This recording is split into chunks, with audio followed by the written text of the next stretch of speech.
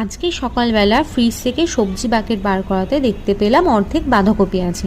তো ভাবলাম এই অর্ধেক বাঁধাকপি দিয়ে কী বানানো যায়। ভাবতে ভাবতে মাথায় হট করে বুদ্ধি আসলো বাঁধাকপির পকোড়া করলে কেমন হয়।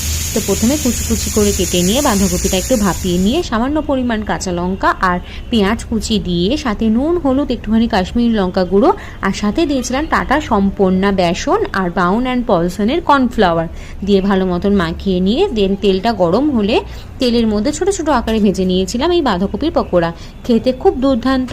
আর এর সাথে টাটা সম্পন্নার বেসন ও ব্রাউন অ্যান্ড পলসনের কর্নফ্লাওয়ার দাঁতে এই বাঁধাকপির পকোড়ার স্বাদ আরও দ্বিগুণ বাড়িয়ে দিয়েছে।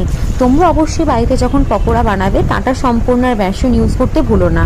আর যখন কোনো রকম কোনো স্যুপ বানাবে তখন অবশ্যই তোমরা এই ব্রাউন অ্যান্ড পলসনের কর্নফ্লাওয়ার ট্রাই করতেই পারো। It's very tasty and thick. So তোমরা অবশ্যই এভাবে একবার বাঁধাকপির পকোড়া বানিয়ে রেখো। খেতে খুব দুর্দান্ত। সন্ধেবেলা এক কাপ চা বা কফির সাথে এরকম বাঁধাকপির পকোড়া জমেই যায় বেশ।